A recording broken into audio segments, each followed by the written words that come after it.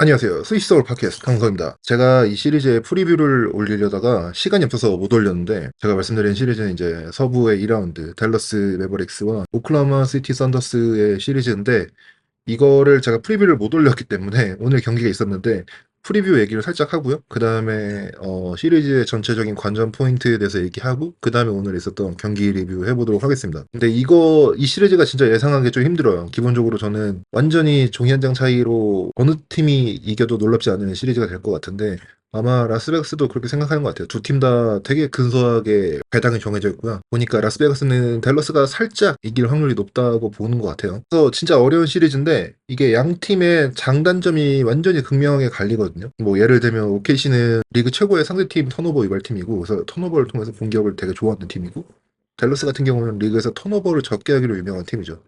루카의 손에서 천천히 모든 공격을 시작하고 굉장히 아이소 헤비인 팀에다가 패스 자체를 몇 개를 안 해요. 그래서 턴오버 관수를 되게 잘하거든요. 그런데 댈러스는 루카와 어빙을 제외하면 스팟업이나 이런 상황에서 득점을 높은 확률로 해주는 롤플레이들이 별로 없는 반면에 OKC는 팀의 좋은 슈터들이 완전 드글드글 하거든요.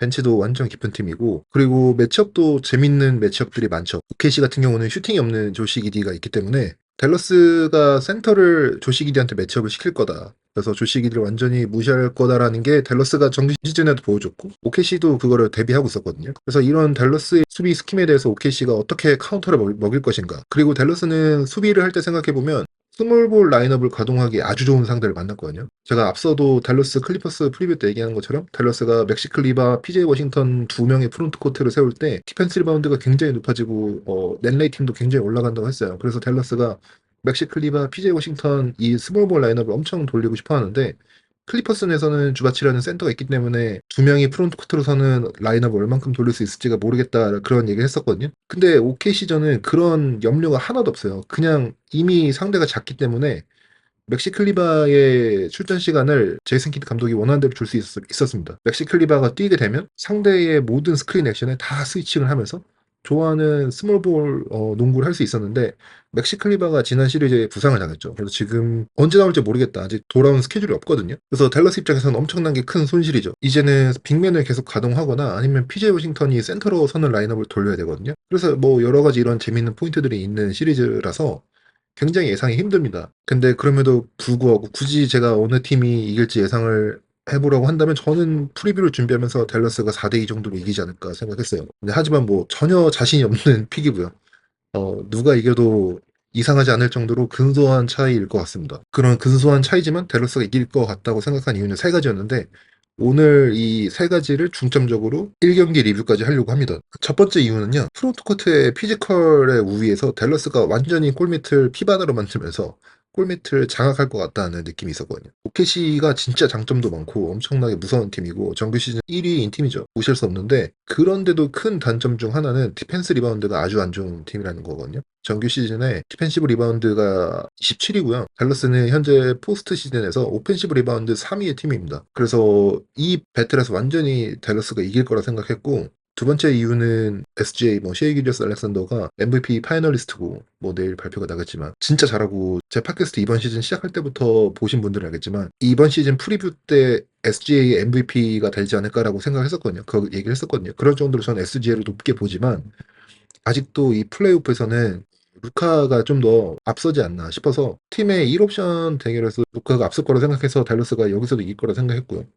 세 번째 이유는 카이리 어빙이 세컨 옵션 대결에서도 2년차의 제이덥보다는 이런 큰 무대 훨씬 많이 서본 준비가 되어 있는 선수이기 때문에 더 임팩트가 있지 않을까 생각했어요. 그래서 저는 이 세 가지 이유로 댈러스가 시리즈에서 그나마 살짝 우위에 있지 않을까 했어요.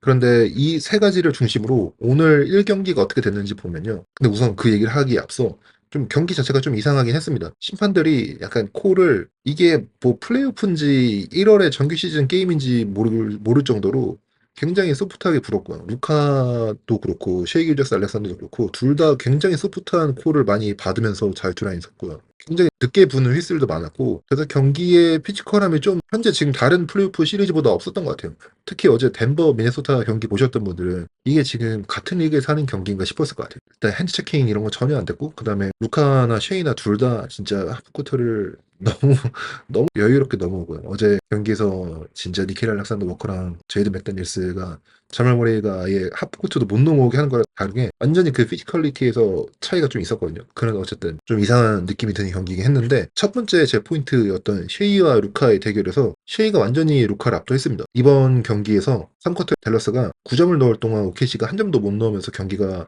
10점 차였는데 2점 차로 줄었나 그랬거든요. 근데 그때 쉐이가 슬슬 기어를 올리면서 막 탑에서 3점도 넣고 킥아웃도 막 진짜 잘해주면서 OKC가 점수차를 벌리면서 사실상 거기서 분위기가 많이 넘어갔어요. 그래서 좀 위기였는데 쉐이가 거기서 또 터져주면서 OKC가 경기를 가져가게 됐거든요. 근데 뭐 또 참고로 말씀드리자면 댈러스가 이 9대0 런을 달성할 때 OKC가 타임아웃을 부릅니다.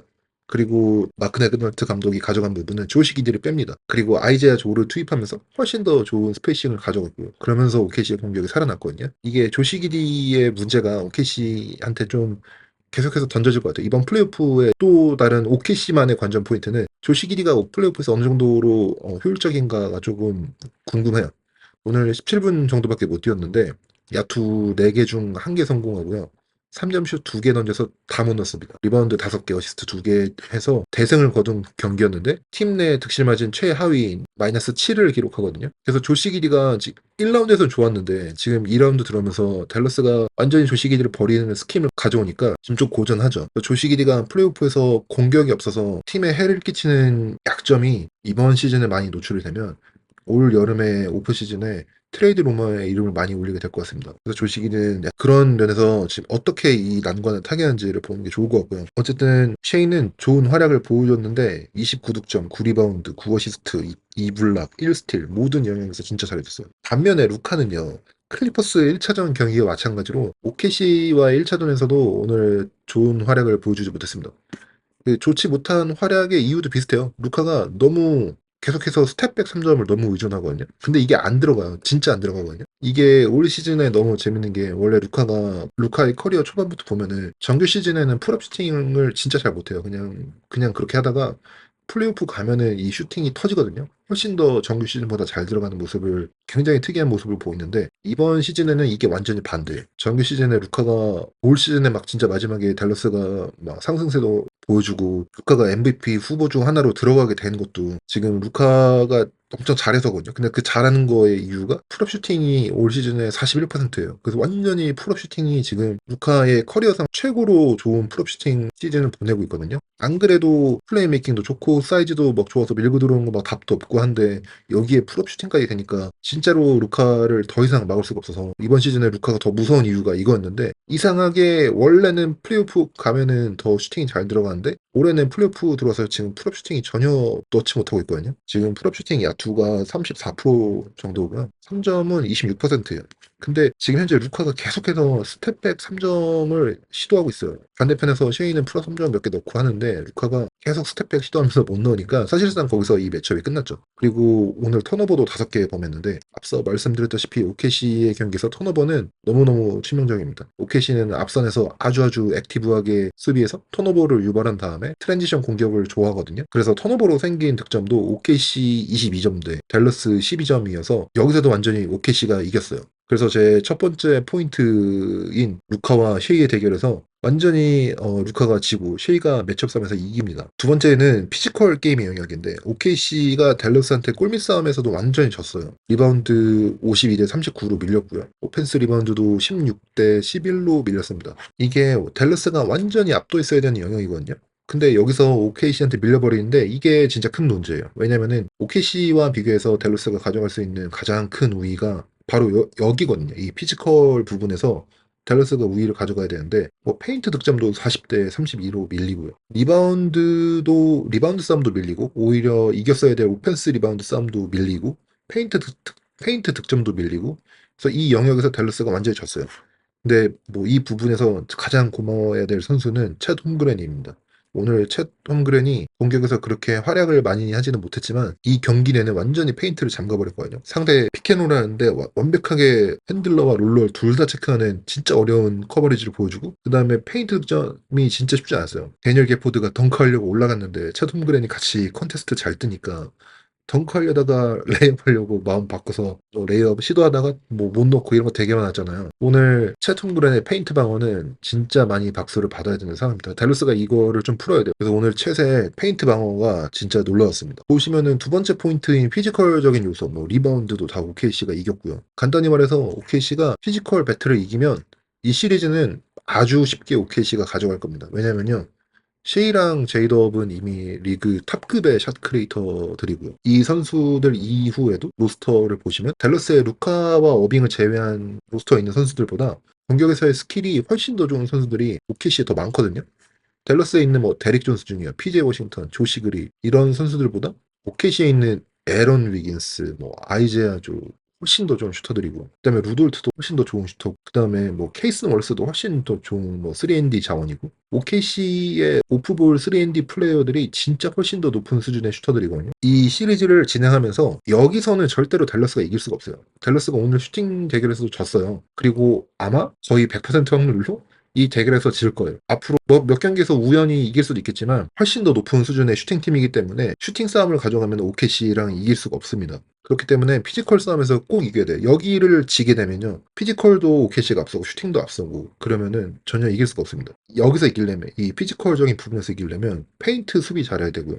OKC의 프론트 라인에 좀 더 데미지를 줘야 돼요. 그래서 진짜로 댈러스 같은 경우는 좀 더 이 피지컬을 레벨을 다음 경기에 올리는 거를 좀 더 저는 중점을 둬야 될 것 같습니다. 마지막으로 세 번째 포인트였던 카이리 어빙과 제일런 윌리엄스의 대결에서는 카이리 어빙이 첫 세 쿼터는 이겼거든요. 그때까지는 뭐 제이더비 별로 리듬을 찾지 못했는데 OKC 경기 많이 보신 분들이나 팬분들은 아시겠지만 OKC에 전매 특허가 있어요. 4쿼터 초반 제이덥, 4쿼터 초반 제이덥을 OKC를 상대하는 팀들은 무서워해야 됩니다. 상대 보통 1옵션이 벤치에 앉아있는 구간이 4쿼터 초반이거든요, 보통. 근데 OKC는 그때 쉐이가 이제 보통 벤치에 가고요. 하지만 제이덥이 4쿼터 초반에 남아 있습니다. 웬만한 팀 1옵션급인 제이덥이 혼자 남아서 이 4쿼터 초반을 주로 장악하거든요. 그래서 그때 점수차 벌려서 끝나는 경기가 OKC 경기를 보시면 굉장히 많아요. 근데 오늘도 이 경기에서 리듬을 못 찾던 제이덥인데 이 구간 동안에 완전히 활약을 하면서 3쿼터 정도 동안은 카이리 어빙이 잘했는데 이 구간에 제이더블 잘하면서 카이리 어빙과 좀 대등한 싸움을 했어요. 제가 생각한 이 세 가지 포인트 중에 OKC가 처음 두 개를 완전히 이겼고요. 루카 셰이 매치업, 그 다음에 피지컬 싸움에서 이겼고, 그 다음에 카이리 어빙 제이던 매치업에서는 무승부가 된 것 같아요. 이런 경기는 댈러스가 이기기가 힘들죠. 그리고 오늘 또 OKC 선수들 중에 잘했던 선수들이 아마 OKC 경기를 이번 플레이오프 통해서 처음 보시는 분들한테는 아주 좋은 이 선수들에 대한 소개가 될 것 같습니다. 진짜 좋은 선수들인데 플레이오프 통해서 많은 사람들한테 알려질 것 같아요. 에런 위긴스랑 케이슨 월스도 오늘 포인트 오브 어택 디펜스도 진짜 잘했고 슈팅도 둘이 합쳐서 3점 8개 중에 5개 넣었고요. 둘이 합쳐서 23득점을 합작을 했거든요. 어지간한 팀이면요. 케이슨 월러스 같은 선수들은 완전 팀의 코어로 한번 키워보려고 스타팅 멤버로 뛰면서 막 출전 시간 밀어줄 텐데 OKC는 좋은 선수가 너무 많아가지고 케이슨 월러스 같은 선수가 벤치에서 나옵니다. 특히 OKC 팬들은 케이슨 월러스나 에런 위긴스를 막 경기당 25분씩 좀 뛰게 해줘라 진짜 간절하게 원하거든요. 근데 그렇게 하기가 힘든 게 팀에 좋은 선수가 너무 많아가지고 이 팀에서 이렇게 좋은 선수들도 출전 시간을 25분씩 가져가기 힘들어요. 굉장히 다른 팀 팬들은 되게 부러운 상황이죠. 네, 그래서 댈러스는 다음 경기에서 이기려면 앞서 말한 포인트들을 더 잘해야 되고요. 롤플레이어들 뭐 조시 그린 같은 경우는 오늘 진짜 완전히 상대 스킴을 보시면은 완전히 댈러스의 롤플레이어들을 무시하는 완전히 오픈으로 버려두는 스킴이거든요. 근데 사실 거기서 많이 슈팅을 넣지 못하다 보니까 단순하게 말해서 이런 오프샷들을 그냥 계속 넣어줘야 돼요. 다음 경기는 롤플레이어들의 슈팅이 더 좋아야 되고 또 여러 가지 조정이 있겠지만 무엇보다 루카가 그냥 더 잘해야 됩니다. 루카가 무릎이 뭐 현재 안 좋고 부상이고 그래서 여러 가지 이유가 있을 거예요. 근데 플레이오프는 좀 원래 그런 겁니다. 부상 다 부상 달고 뛰고요. 지금 자말 머레이도 뭐 종아리 부상이고 앤서니 에드워즈 피닉스전에서 양 발목 다 접질렸는데 그냥 계속 뛰고 사실 모든 선수들이 긴 시즌 끝나고 플레이오프 보면서 지금 다 부상이 많거든요. 그래서 부상은 어쨌든 나아질 수가 없습니다. 그래서 이거는 달고 경기는 해야 되고요. 그래서 그 상태에서 더 잘할 방법을 생각해야 될 것 같아요. 오늘처럼 너무 풀업 3점에 의존하지 말고 1쿼터 한 중반 초반 정도에 나왔던 루돌트 상대로 포스트업 근처에서 그냥 피지컬로 힘으로 밀어넣고 골대 가까운 근처에서 슛을 쏘면서 좀 리듬을 가져가는 게 일단 먼저일 것 같고요. 그 다음에 이제 좀 슈팅 리듬이 돌아오면 찬스가 좋을 때 스텝백 3점 한번 던져보고 아니면 뭐 점수차나 포지션이 좋을 때 우리가 좀 앞서고 있을 때 이럴 때 한 번씩 던지는 거 말고는 조금 슛 셀렉션을 영리하게 가져가야 될 것 같습니다. 일단은 제 생각에는 좀 더 피지컬을 더 쓰면서 골대 가까운 근처에서 거기서부터 공격을 먼저 가져가야 될 것 같아요. 댈러스가 클리퍼스전에서도 그랬거든요. 1차전 때 루카가 스텝백 3점 많이 못 넣고 2차전에서 루카가 포스트업을 많이 하면서 클리퍼스 전을 이겼거든요. 그래서 루카가 좀 그런 식으로 다시 리듬을 찾아가야 될 것 같습니다. 그래서 오늘 리뷰는 여기까지 하고요. 저는 또 다음 리뷰로 돌아오겠습니다. 감사합니다.